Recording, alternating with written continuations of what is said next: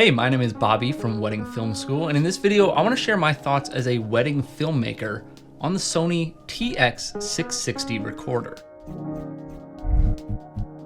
Now, you've probably heard about the Sony TX650, which is the predecessor for this recorder and pretty similar in most ways, with the TX660 releasing recently, which I will link below.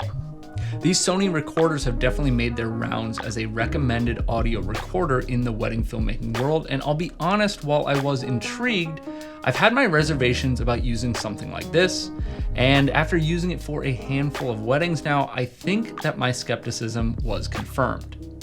I definitely think it is a worthwhile tool that can certainly save your ass, but I don't see this ever leaving the role of a backup unless there's a problem. But maybe that's okay. So I'm gonna give you 3 reasons that you should, as well as 3 reasons that you should not buy this recorder, and you can decide for yourself. Let's start with the reasons that you should consider adding this little guy to your kit. First off, it's cheap. Listed at $160 as of this video, that's not too much to pay for something that works, and isn't some shitty piece of gear that will break after a few uses. Second, I have to note the ease of use. Now, I'm using it in conjunction with a sleeve that I bought on Etsy to slip it onto a handheld mic, whether that be at ceremonies or for speeches, and it's very set it and forget it, which is great. It also has a very long-lasting internal battery and internal memory, so no need to buy or deal with the hassle of batteries or cards. And the third and perhaps most important reason that you should consider buying this is that ultimately what you are really purchasing is peace of mind. Now, I always say I don't buy gear or upgrade gear unless it will make me more money or make my life easier, and I think this fits the bill of the latter.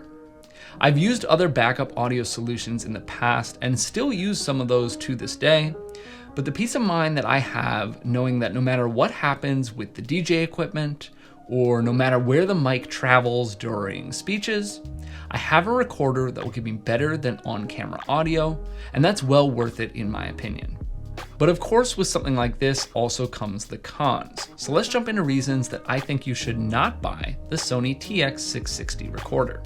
First off, I find that there is a general lack of control. There are lots of options in the menu and settings that you can tweak, which I've played around with, but I find that even on its lowest setting, it's still quite loud, and I haven't found a way around this. If you control the volume manually, you have the option of low, mid, and high mic gain, and that just doesn't let me get specific enough. It's not the end of the world, but it is worth noting. This leads us to point number 2, which is that when using a recorder like this, and especially one that can't seem to record at a low volume, the audio quality is about what you'd expect. Better than on camera for sure, but there's lots of room noise, it's usually picking up some echo from the speakers, and while it would be usable in a pinch, it's never something that I would want to rely on as a main source of audio. Let's look at a few examples from a couple of recent weddings so that you can get an idea of what it sounds like right out of the unit in its raw form without any touch-ups. You are a marvelous 3CPO companion. No, this is not an executive position, although it should be. And no, Matt, this is not a Star Wars action figure, although she could be. We've seen your relationship grow and develop and really mature between the lake house days, the long distance relationship days, and even the apartment pandemic living days. So I wish you guys nothing but the best, and as you move forward, I am the best man. A lot of you, I am the best man. So that's why they asked me to be last, because I'm the best one. So no, I'm kidding. You're all amazing. So 23 and a half years ago. And this brings us to the last reason that you may not want to purchase this, which is that it's really single use, and you might be able to find something that could fill a similar role while being more versatile. You can't plug a lapel mic into it, and while it can be clipped onto a lapel, or in a front suit pocket, or something of that nature, which I've seen people doing, in my opinion, I think that looks terrible, and I would avoid that at pretty much all costs.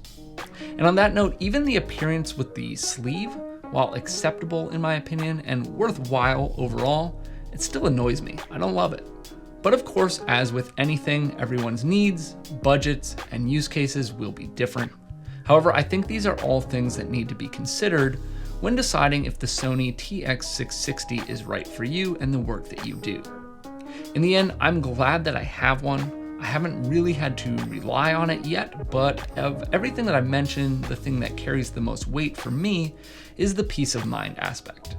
So I hope this helps you decide if you want to add this to your kit at weddings or other shoots. If you're interested in purchasing one, we'd love to have you help out the channel and use our affiliate link down below in the description.